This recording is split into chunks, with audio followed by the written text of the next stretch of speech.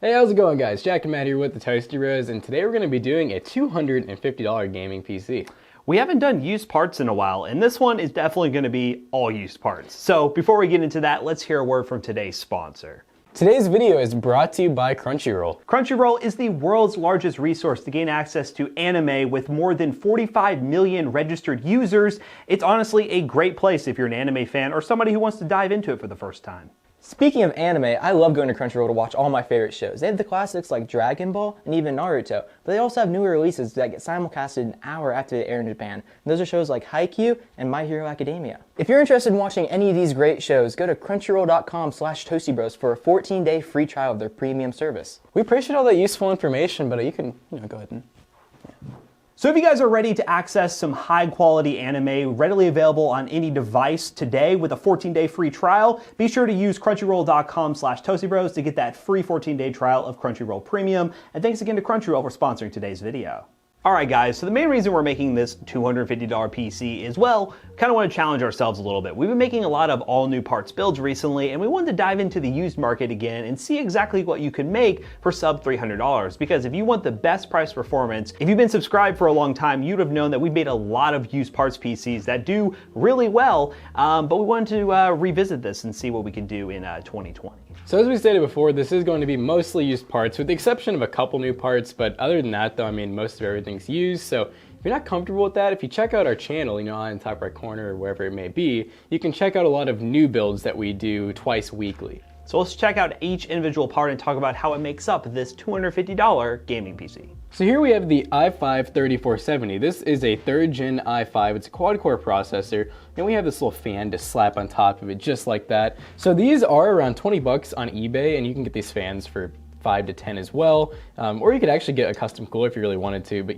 we like these little dinky fans. So this is honestly going to be a really good processor for the price. I mean, you can't get anything new even close to that, so we'll see how this pairs once we actually put it in the system. So for $16 or $17, we're actually able to get this OEM Dell Optiplex motherboard. Now the cool part about this board is we have just standard fan headers, standard 24-pin, standard 4-pin, and other than that, I mean, everything's pretty standard on it. You don't really have good labeling for like the front I/O stuff, but other than that though, I mean, the board's gonna work. We do have our good old PCI here to be able to put our graphics card in. It has USB ports and all the main essentials. So this board will work out really well, and for the price, once again, you cannot get a new motherboard even near this price. And so for RAM, honestly, the brand really doesn't matter. Just DDR3, 2 4-gig sticks, so we have 8 gigs, which honestly nowadays is like, kind of pushing it, but this whole system's kind of pushing it. It's also really cheap, so what do you really expect? But you could go with 2 8-gig sticks because this could, in theory, handle 16, probably even 32 gigs.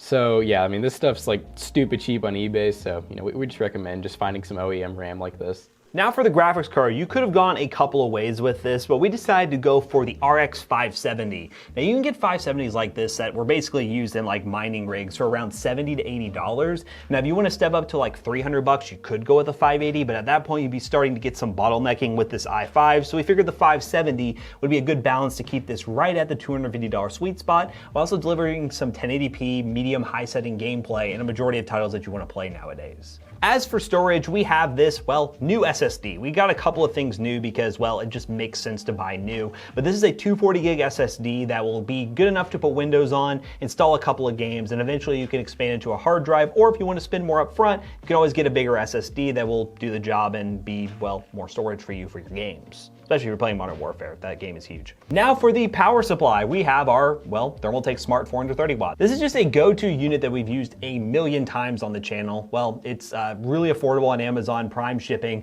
You could go with a wide other range of options from like EVGA if you want to go B stock, but Thermaltake has been really reliable for all our high-end builds and even our budget ones, so highly recommend this power supply. Highly recommend this power supply. I didn't know if you're gonna get through the power supply. All right, fellas, for this PC case, we have the Rosewilt Ranger. Now this is a budget case. By no means is it flashy. It has, not even a side panel on it. It just has this open grill right here where you could probably install a fan. We're not gonna do that, we're not that crazy. But it does have a blue LED fan installed in the front, so that adds a little bit of accent lighting. But the main reason we went with this case is, the budget. You could always spend a little bit more and get a higher end case, but when you're building a PC for $250, it wouldn't make a whole lot of sense to spend spend, well, more than like 30 or 40 bucks on the case when you could put all that money back into performance. So we're gonna build this side of this thing, let you know how it performs, and we'll get to some benchmarking once we're done with it, because I think this thing's gonna be pretty good for the money. Let's build it. Yeehaw, brother. Yeehaw!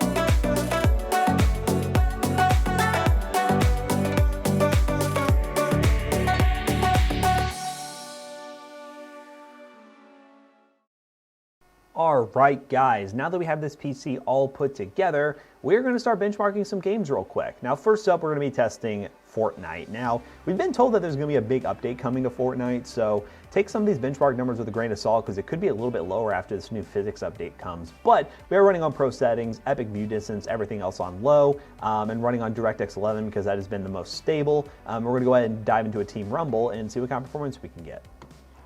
All right, guys, we are in Fortnite. We're gonna go ahead and dive into Salty Springs and just see what kind of performance we can get. Now, we are running on a no frame rate limit right now, so any stuttering that may occur from bottlenecking, which we're starting to see with the i5, is clearly being the bottleneck in this situation. You most likely would want to limit the frame rate to like 60 or something to reduce the stuttering that could happen.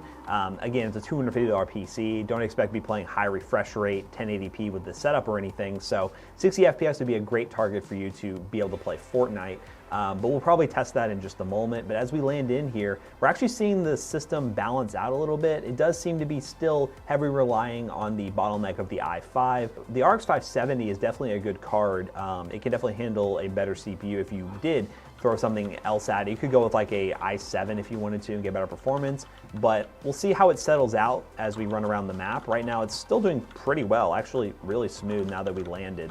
But again, the performance can vary depending on the situation you're in with Fortnite, because there's a lot of different variables at play when you're playing Fortnite, especially if you're trying to play competitively. One concern I did have when initially building this PC was that 8 gigs of RAM might not be enough. In Fortnite, that's not the case. We're only using about 5 gigs of RAM right now, so 8 gigs is still good enough for a budget PC. 16 would be the next best step, especially when we test some of these other titles like Call of Duty, which is definitely going to use all that RAM. I would highly suggest stepping up to 16 if you're going to play a game like that. And it doesn't add a whole lot of extra costs, maybe an extra 20 or 30 bucks on the used market, sometimes not much more if you do a little deal hunting. So definitely something to keep in mind if you are going to build something like this and you play games that are really demanding on RAM. Oh, I see somebody.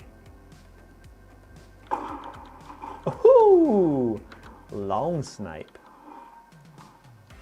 Frame rate is doing really well at well over 160 FPS, which is pretty damn impressive for Fortnite on pro settings. Technically, this could be used with a high refresh rate monitor, which wouldn't make a whole lot of sense considering this is a $250 PC, and in theory, you could probably buy a monitor that is maybe like $30 cheaper than the entire PC, which wouldn't really make a whole lot of sense. But in theory, you could do it if you wanted to. But, you know, Fortnite, man. I mean, it's definitely optimized a lot recently, and this is some pretty awesome performance numbers.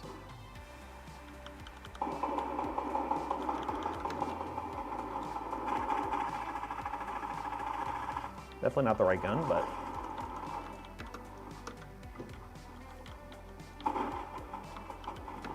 they're gonna kill him, aren't they? Don't kill my guy. Hey, buddy, what's up?